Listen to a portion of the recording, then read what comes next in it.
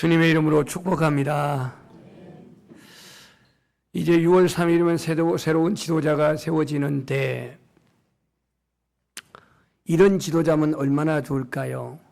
소외된 계층을 돌아보며 아파하는 자들과 함께 울며 병든 자를 치료해 주고 문둥이를 깨끗게 하시며 줄인 자들에게 먹여주시는 그런 지도자가 세워진다면 얼마나 좋을까요? 많은 사람들이 예수님을 그렇게 그들은 추앙했습니다. 소외된 자 돌아보고 병든 자 치료해주고 문둥병자 깨끗게 하시고 가난한 자 위로하시며 줄인 자를 오병이의 기적으로 먹이셨던 이 주님 뿐만이 아니라 그들은 평생에 자신의 영혼의 만족을 채우지 못했던 말씀으로 또 그렇게 영혼을 풍성케 하셨던 예수님을 그들은 만났을 때에 우리가 그렇게 기다리는 메시아를 만났다라고 그들은 생각하고 그 메시아가 이제 다윗의 보좌에 계승하여서 억압당한 이스라엘 백성들을 로마에서 해방시키고 참된 자유와 기쁨을 줄 것으로 기대했습니다. 여기에는 제자들도 예외가 아니었습니다. 오늘 이 본문 속에서 이 백성들의 희망사항과 기대사항을 찾을 수 있는 것이 11절 말씀에 이는 자기가 예루살렘에 가까이 오셨고 그들은 하나님의 나라가 어떻게? 당장에 나타날 줄을 아심이라 그렇게 생각했다 그랬습니다. 하나님 나라가 당장에 나타날 줄 아셨다. 예수님이 예루살렘에 이르렀을 때 이 본문은 삭개오의 집에서 전거되어지는 메시지입니다. 그래서 그림 2장을 떼어놨는데 먼저 가운데 있는 그림은 삭개오를 만난 장면입니다. 저 삭개오가 예수님을 집으로 초대했습니다. 예수님은 갈릴리 사역을 마치고 이제 유대 사역을 이제 마치고 예루살렘으로 입성하기 위해서 여리고로 왔습니다. 여리고에서 예루살렘까지는 약 25km 정도 되는데 그 삭개오를 만나는 그 상황 속에서 그 가정에서 전한 말씀이 오늘 열 문화의 비유입니다. 그리고 이제 예수님이 삭개오의 집에서 나와가지고 예루살렘에 오셔서 그 나귀를 타고 예루살렘에 이제 올라가시면서 메시아의 그 길을 이제 가시는 주님이십니다. 그래서 저 메시아가 예루살렘에 들어오게 되면 그들이 기대하는 다윗의 보좌를 계승하고 이스라엘을 정치적으로 해방하고 그리고 참된 자유와 기쁨을 주실 것이라는 그런 기대를 해서 여러분들 종료주일날 예수님께서 입성할 때에 사람들이 어떻게 환호했죠? 호산나 호산나 다윗의 자손으로 오신 이여 하면서 환영했잖아요. 그래서 오늘 이 열문화의 비유는 저기 기록되어 있는 말씀 하나님 나라가 당장에 나타날 줄로 생각함이다 라고 하는 이런 사람들의 잘못된 생각과 그 기대를 바로 정리하고 조정하기 위해서 이 말씀을 오늘 열문화의 비유로 말하고 있습니다. 예수님은 이 열문화의 비유 속에서 나타내시고자 하는 의도는 뭐냐면 자신이 예루살렘에 온 것은 메시아의 그 대업, 십자가의 죽으심으로 말미암아서 구원을 이루시려고 오셨던 사실을 은연중에 이 비유 속에 말씀하고 있고 또 하나는 주님이 다시 재림하실 때까지 제자들이 성도들이 어떻게 무엇을 하며 준비하고 기다려야 할 것인가 이것을 말씀하고자 열문화의 비유를 얘기하여서 설교하십니다. 무엇을 해야 할 것인가 여러분? 어떻게 살아가야 할까 여러분? 내가 예수 그리스도를 기다리는데 무엇을 하며 어떻게 살아가야 할 것인가 이겁니다. 그래서 오늘 이 열문화의 비유를 우리가 좀 더 이해를 돕기 위해서 당시 정치적인 상황을 좀 설명하면 유대에 예수님 태어났을 당시의 왕은 헤롯 대왕이었습니다. 헤롯 대왕은 2살 아래 아이들을 모두 학살했던 그러한 범죄자입니다. 그 헤롯이 죽고 난 다음에 유대 땅은 이제 3명의 아들로 말미암아서 나라가 이렇게 분봉왕이 되어서 통치하게 됩니다. 그 중에 저 유대 땅을 다스리는 헤롯의 아들이 헤롯 아켈라오이고요. 갈릴리 쪽이 헤롯 안디바스이고요. 그 다음에 저 갈릴리 동쪽에 있는 거기가 헤롯 빌립이라고 하는 3 아들이 나라를 차지한 겁니다. 그림상으로 보면은 저 위에 북방 오른쪽 황토 색깔 여기가 헤롯 빌립이고요. 저 부인을 바로 그 안디바스가 빼앗은 것을 여러분 성경에서 알 수 있을 겁니다. 그래서 세례 요한이 안디바스가 가지고 그 회개를 촉구했다가 목이 달아나는 그런 순교를 하게 된 거죠. 그 다음에 빨간 글자 아켈라오라고 하는 그 왕, 이 왕이 유대 땅을 지배하는 왕인데 이 왕이 당시에 유대 땅을 지배하는 왕이 되려면 당시 식민지를 누가 하고 있었냐면 로마가 하고 있었어요. 그 로마의 황제가 저기 있는 저 인간입니다. 아우구스티누스라고. 여러분 성경에 아우구스티누스가 있어요 없어요? 있죠. 전국에 명을 내려가지고 인구조사라고 한 그 아우구스티누스가 저 인간입니다. 근데 저 황제에게 승인을 받아야 합니다. 그래야 명실상부한 유대 왕이 되는 거예요. 그런데 이 헤롯 아켈라오가 너무 악행을 많이 범하고 왕의 자질이 없는 사람이에요. 다만 헤롯 대왕의 아들이라는 것 때문에 그가 왕위에 올라왔는데 유대인들을 그는 지지할 수가 없었어요.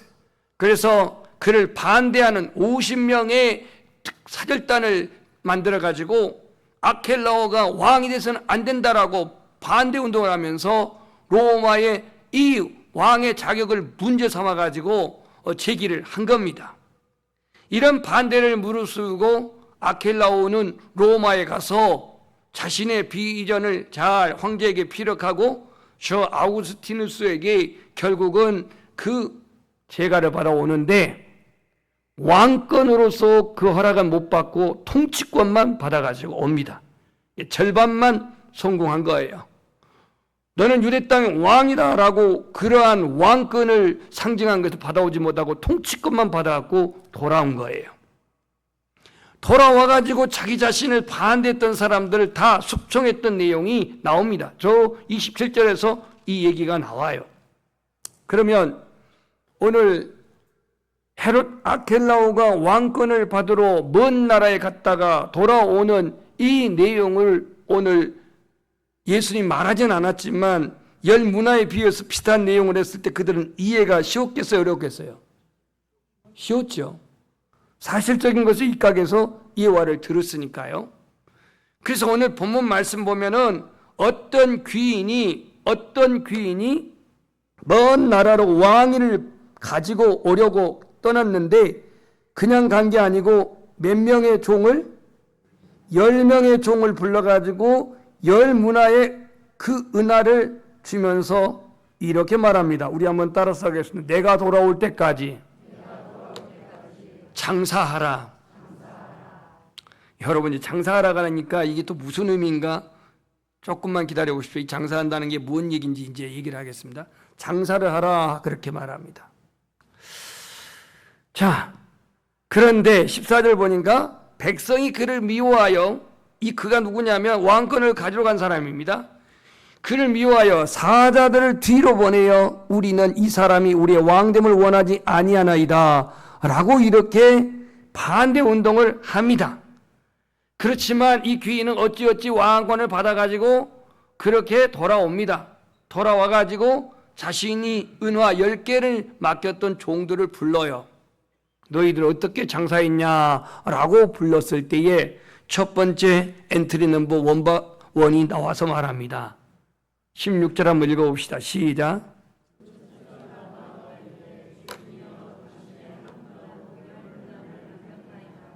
장사 잘했죠? 잘한 겁니다. 하나 갖고 10개를 벌었으니 그러면 한 문화가 얼마나 가치 있는 돈인가 궁금하시죠? 궁금하시죠? 자, 가르쳐 드릴게요. 이게 그걸 말해줘야 이게 되니까. 한 문화는요, 은하 한 문화는 100데나리온입니다. 100데나리온 노동자의 100일치의 임금이에요. 요즘 20만 원씩 친다 치고, 20만 원씩 친다 치고, 그럼 100일 일하면 얼마예요? 2천만 원 정도 됩니다. 그러니까 달란트로 계산한다면 60분의 1 달란트입니다. 60분의 1 달란트. 왜냐하면 은 1 달란트는 6천 데나리온이니까요. 60분의 1이에요. 자, 오늘 10명의 이 종들은 누구냐면 오늘 예수 믿는 우리 성도들이에요. 성도들입니다. 마태복음 25장에 보면 비슷한 비유가 나오죠. 달란트 비유라고. 거기서 달란트는요, 금입니다. 5달란트, 2달란트, 1달란트는 맡기고요. 여기서는 문화입니다. 문화. 이 문화인데, 여러분, 이 달란트 비유 보면은요, 달란트의 그 5개, 2개, 1개라고 하는 그 이른바 차별화된 달란트를 주잖아요. 그죠? 똑같이 주지 않았잖아요. 근데 여기 누가복음 19장에 나와 있는 문화는 어떻게 했어요? 똑같이 줬어요. 똑같이. 그러면 마태복음 25장 달란트 비유에서의 달란트는 소명, 재능, 은사 이건데요. 우리는 하나님이 부르셔서 직분을 맡기시고 사명을 맡기시고 또 목회자로서 또 평신도 지도자로서 그렇게 세우셨는데 이 얼마나 하나님 앞에 성실하게 관리했는지 심판대 앞에서 반드시 평가가 내려질 날이 옵니다. 마찬가지로 누가복음 10문화 똑같이 우리는 받았어요. 누가 더 많이 받은 것도 아니에요. 동일하게 한 문화씩을 받았는데 하나님께서는 모든 성도들에게 동일한 기회를 주신 거예요. 저나 여러분이나 동일한 기회를 주셨어요. 그렇다면 뭘 주었다는 얘기죠? 뭘? 우리는 마태복음 10장 16절에서 20절 말씀 보시면 이런 말씀이 있습니다. 이걸 소위 말하는 더 그레이트 커미션이라고 말하는데 지상대 명령이에요. 누가 누구에게 명령한 겁니까? 예수님이 제자들에게, 예수님이 우리들에게, 모든 그리스도인들에게 내린 명령이에요. 나는 아니라고 하지 우기지 마세요. 나는 여자니까, 나는 평신도니까, 나는 어린아이니까, 내게는 내린 명령이 아니라고 그렇게 우기지 마시고 이게 우긴다고 될 일이 아니에요. 왜냐하면 너희는 가서 말할 때 1차 독자는 바로 제자들이지만 너희는 가서 오늘 예수 믿는 모든 사람이 가야 할 사명이 있어요. 이 가야 할 사명. 왜냐? 문화를 남기려면 가야 돼요. 문화를 남기려면 찾아가야 돼요. 문화를 남기려면 헌신해야 돼요. 문화를 남기려면 희생해야 돼요. 문화를 남기려면 땀을 흘려야 돼요. 너희는 가서 모든 족속으로 제자를 삼아 아버지와 아들과 성령의 이름으로 세례를 주고 내가 너희에게 분부한 모든 것을 가르쳐 지키게 하라 라고 마태복음 28장 19, 20절에 말했어요. 이 명령은 예수님이 내린 명령이에요. 제자들뿐만이 아니라 오늘 예수 믿는 저와 여러분 모두에게 내린 명령입니다. 어떤 사람은 일부 특정인에게만 내린 명령이라고 말하는데 아닙니다. 예수 그리스도를 믿는 우리 모두에게 내린 명령이면서 우리에게도 말합니다. 우리 따라서 합시다. 내가 돌아올 때까지 장사하라. 장사한다란 말이 또 너무 상업적이어서 냄새가 난다 할지 모르겠지만 조금 더 은혜롭게 생각한다면 재생산을 주님 우리에게 기대한다는 거예요. 재생산. 재생산은 뭐냐면 영혼을 구원하는 일이에요. 나의 기도가 영혼을 구원하는 일, 재생산이에요. 나의 복음 증거가 영혼이 주께 돌아오는 것, 재생산이에요. 나의 권면이 한 영혼이 주께로 돌아오는 것, 재생산이에요. 이 재생산을 원하시는데 주님이 자신이 피 흘려서 십자가에 죽으시고 그리고 자신이 이제 부활하셔서 승천하신 후에 다시 이제 돌아올 것인데 그때까지 우리에게 재생산의 기회를 주신 거예요. 문제는 오늘 본문에 한 독특한 문화를 받은 사람이 있었는데 세 번째 등장한 이 문화를 받은 사람이 어떻게 그가 나타났는지 20절 말씀을 함께 읽겠습니다. 시작.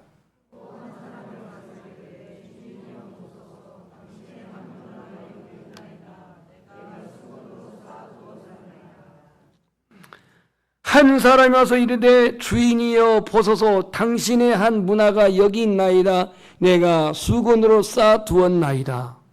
왜 한 종은 한 문화를 그대로 가지고 그냥 수건에 쌓아놨을까 이거예요. 21절에서 그 궁색한 변명이 나오고 합리화가 나오는데요. 21절을 제가 볼 테니 잘 보십시오. 이는 당신이 엄한 사람인 것을 내가 무서워함이라. 당신은 두지 않는 것을 취하고 심지 않는 것을 거두나이다. 자기가 일하지 않고 자기가 노력하지 않고 자기가 헌신하지 않고 자기가 희생하지 않고 그 귀한 사람이 자신에게 주인이 맡긴 은하를 그냥 수건에 쌓아뒀다가 주인이 오니까 그걸 내놨다 이거예요. 그러면서 당신은 엄한 사람이라. 나는 당신을 무서워합니다. 당신은 두지 않는 걸 취하고 심지 않는 것을 거둡니다. 이렇게 말합니다. 이 사람은 왜 도대체 한 문화를 그대로 수건에 쌓아놨을까? 한 문화의 가치를 대수롭게 여기지 않았습니다. 자신의 무책임함과 자신의 불순종한 모습을 합리하면서 책임 전가를 당신에게 두고 있습니다. 혹 여러분 성숙한 사람일수록 책임을 지는 사람인데 여러분이 주님 앞에 너 왜 이렇게 살았니? 라고 말할 때에 이 세 번째 종처럼 당신은 엄한 사람입니다. 당신은 정말로 심지도 않고 거두려고 하는 나쁜 사람입니다. 나는 당신을 무서워해서 감췄나이다. 이렇게 변명하시렵니까? 한 문화의 가치를 대수롭지 않게 여겼다. 한 문화를 장사하다가 원금 잃으면 어떻게 되지? 엄한 주인 앞에 책망받을까? 수건으로 그래서 쌓아 묻어뒀다 이거예요. 오늘의 현실은요, 물질적인 가치관이 우리의 마음과 사상을 지배하는 시대예요. 이런 현실 속에서 복음이라고 하는 진리라고 하는 하나님의 말씀이 나에게 어떻게 영향을 미치고 있는지 한번 생각해 보십시오. 한 문화의 가치를 대수롭지 않게 여겼다? 오늘 이 사람은 다른 사람들은 지금 10문화를 남기고 5문화를 남겼는데 수건에다 쌓아둡니다. 여기서 한 문화는 여러분 여러 가지로 생각할 수가 있지만 한 영혼으로 우리는 생각할 수가 있어요. 한 영혼. 여러분 한 영혼의 가치가 정말 보잘것 없습니까? 대수롭지 않습니까?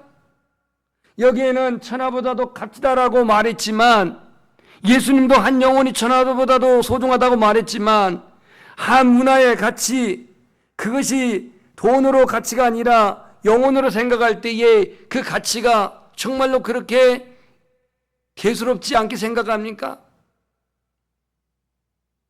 저 그림을 보십시오. 사마리아인 이 사람이 지금 강도 만난 나그네를 도와주는 장면인데 이 내용은 너무 잘 알고 있지만 저 강도가 한 문화로 비유될 때에 정말로 그는 찢기고 상처받고 정말로 소외당하고 죽을 지금 상황에 놓여 있는데 제사장, 나는 제사장을 바빠서 레인, 나는 피 흐르는 사람 만질 수 없어서 그래서 저마다 그들은 자기만의 이유와 핑계를 대고 그 강도 많은 나그네를 뒷전에 두고 갑니다. 한 영혼을 대수롭게 여겼다는 얘기죠. 대수롭지 않게 여겼다 이거예요. 그리고 시간의 희생, 물질의 희생, 에너지의 희생을 저 사람들은 그냥 두려워서 피해버립니다. 오늘 우리에게 있어서 이 한 문화를 대수롭지 않게 여겼던 이 한 종 뿐만이 아니라 그는 희생에 대한 두려움 때문에 장사하려면 얼굴에 땀 흘려야 되고 그리고 또 거기에 수고를 해야 되는데 이 모든 것들을 그는 감내하지 않았습니다. 한번 따라서 하겠습니다. 십자가는 현재의 영광이 아니라 고난이요 희생이요 갈보리 길이다. 왜 오늘 우리 그리스도인들이 복음을 전하지 않냐면요, 저기 말한 것처럼 한 영혼의 가치를 대수롭지 않게 여겨요. 믿거나 말거나 뭐 나만 믿고 구원받으면 되는 거지 뭐, 이 생각. 또 내가 전하다가 거절당하고 전하다가 외면당하고 전하다가 또 욕을 먹고, 이게 두려워요. 이게 두려워. 그래서 영혼에 대한 관심 갖기를 꺼려하고 그 사람을 사랑하는 데 있어서 내가 물질적인 희생도 따르고 또 에너지도 헌신을 따라야 되기 때문에 그냥 외면하는 것. 바울은 현재의 고난은 장차 우리에게 나타날 영광과 좋게 비교할 수 없다라고 로마서 8장 18절에 말했고, 내가 복음을 부끄러워하지 아니하노니 이 복음은 모든 믿는 자에게 구원을 주시는 하나님의 능력이 됨이라고 말씀했습니다. 여러분, 복음은요, 현재 나의 주머니에 물질을 넉넉하게 채워주는 현금이 아니에요. 복음은요, 그 하나 명예 얻어보겠다고 그냥 가진 모략과 모든 그 언어를 다 동원해가지고 하나의 그 명예를 얻게 하는 그 감투를 쓰게 하는, 그게 아니에요. 예수를 믿는다는 사실이 당장 내 사업에 부여하지 않아도 복음은 믿는 자에게 구원을 주시는 하나님의 능력이요 은혜의 진리예요. 그래서 이 복음은 하나님을 알게 되고 하나님 나라의 소망을 갖게 되는 거예요. 오늘 우리가 한 문화의 가치를 대수롭지 않게 여겼던 이 종은 오늘 예수님이 어떻게 표현했냐면 22절에 이렇게 말했습니다. 우리 한번 읽어봅시다. 시작.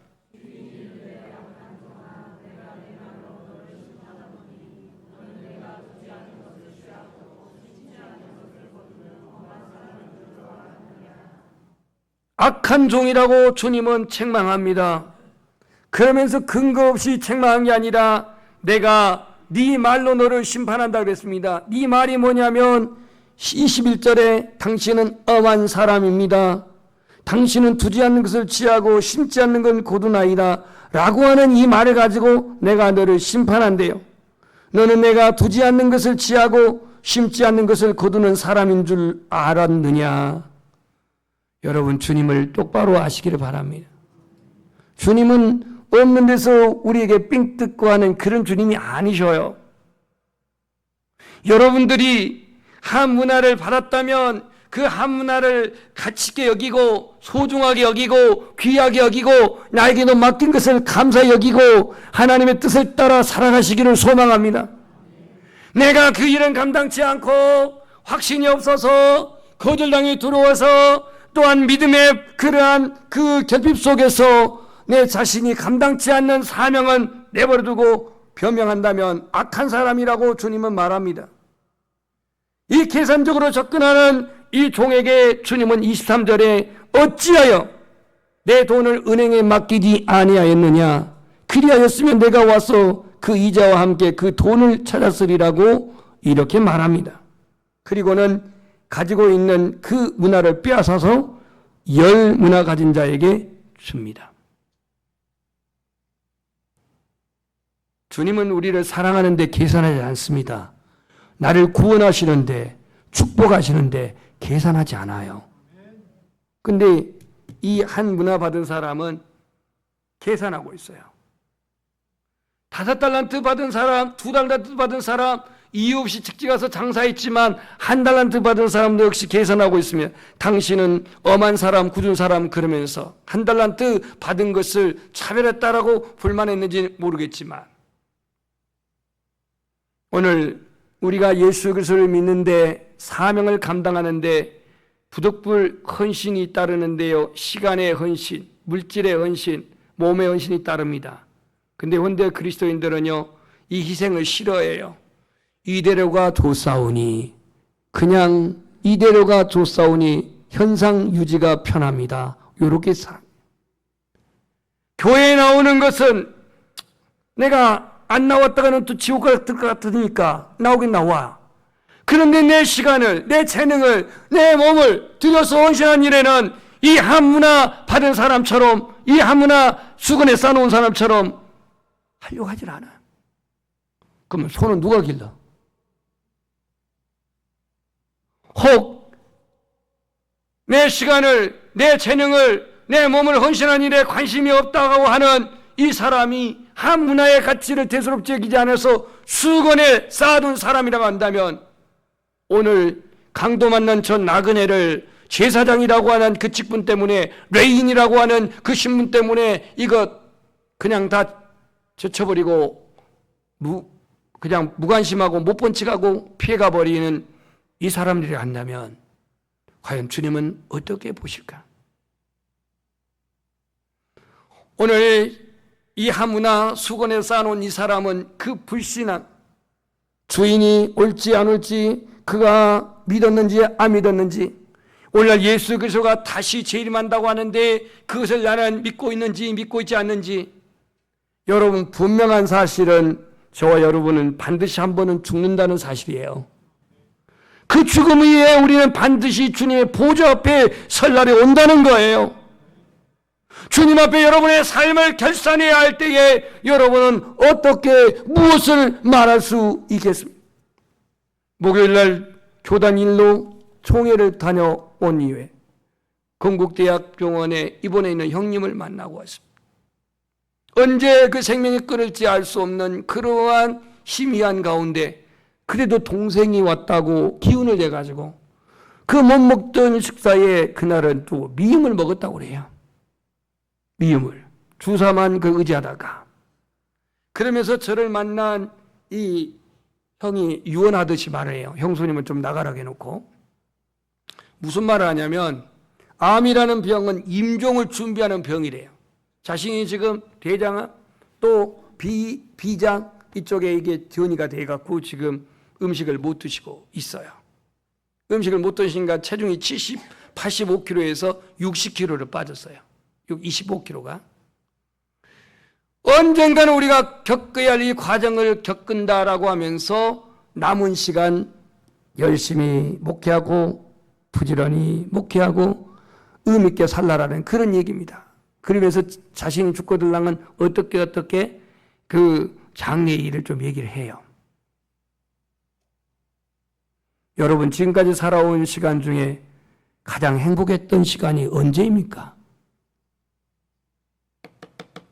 여기 그런 세대들이 있는데 아주 막 기름들을 많이 짜고 있다고 그래요. 참기름 안 갖다 준다고 제가 굉장히 역정을 내고 있는데 여기 세 가정들이 있는데 참기름 갖다 주는 가정이 하나도 없어요.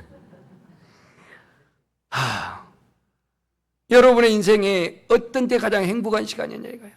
사람마다 가치의 차이가 있고 생각의 차이가 있을 거예요. 저에게 있어서는 33년 전에 순천에 나와서 개척한 일이 가장 행복한 일이었습니다. 여러분 삶에 가장 우선순위를 두고 할 일이 무엇입니까? 주님 앞에 섰을 때 무엇을 여러분 말할 수가 있겠습니까? 시간은 더 이상 나를 위해서 기다려주지 않습니다. 서유석이가 불렀던가요? 가는 세월 그 누구가 막을 수가 있나요? 잡을 수가 있나요? 에베소에 보는 사도 바울은 그랬습니다. 세월을 아끼라 때가 악하니라고 말하면서 주님은 때를 구속하라고 말합니다. 때를 구속하라. 여기서 이 한 문화를 물질적 가치로만 생각하지 마시고 이거를 한 영혼으로 생각할 때에 물질적인 가치도 우리는 소중하게 여기지만 한 영혼의 가치를 대수롭지 않게 여길 때에 무관심으로 대응하고 나하고는 관계없다고 대응하고 그냥 흘려보낼 뿐입니다. 희생에 대한 두려움, 거절감에 대한 두려움, 이 두려움 때문에 침묵해버립니다. 십자가의 길은 화려한 영광의 길이 아닙니다. 십자가는 내가 죽어지고 내 안에 주님이 사는 사자성어로 아사주생이라고 하는 길입니다. 불신앙 때문에 믿지 못하기 때문에 문화를 수건에 꼭꼭 쌓아뒀던 이 종. 주님은 뭐라고 말씀하시는지 이렇게 말합니다. 우리 한번 따라서 하겠습니다. 무릇 있는 자는 받겠고 없는 자는 그 있는 것도 빼앗기리라. 아멘. 오늘 여러분에게 맡기신 주님의 재능은 각각 다를 수 있습니다. 사명은 각각 다를 수가 있습니다. 물질의 소유도 각각 다를 수가 있습니다. 오늘 이 주님이 나에게 주신 이 한 문화를 있어도 그만이고 없어도 그만이라고 생각하지 마십시오. 그것이 시간이라고 한다면 나에게 남은 시간이 얼마나 있습니까? 그것이 생명이라고 한다면 이 생명 끝난 이후에는 우리 주님 앞에 서야 되는데 무엇을 내놓을 수 있습니까? 한 문화를 가지고 열 문화를 남긴 자에게 열 고울을 맡긴다라고 하면서 착한 종이여 네가 지극히 작은 것에 충성하였으니 열 고울 권세를 차지하라 이렇게 말합니다. 오늘 한 문화의 가치를 소중히 여기고 그것이 우리가 주변에서 늘상 보는 영혼일지인데 그 영혼의 소중한 가치를 위해서 기도하고 권면하고 축복하고 예수 그리스도가 증거되어지기를 주님의 이름으로 축원합니다. 찬송하겠습니다.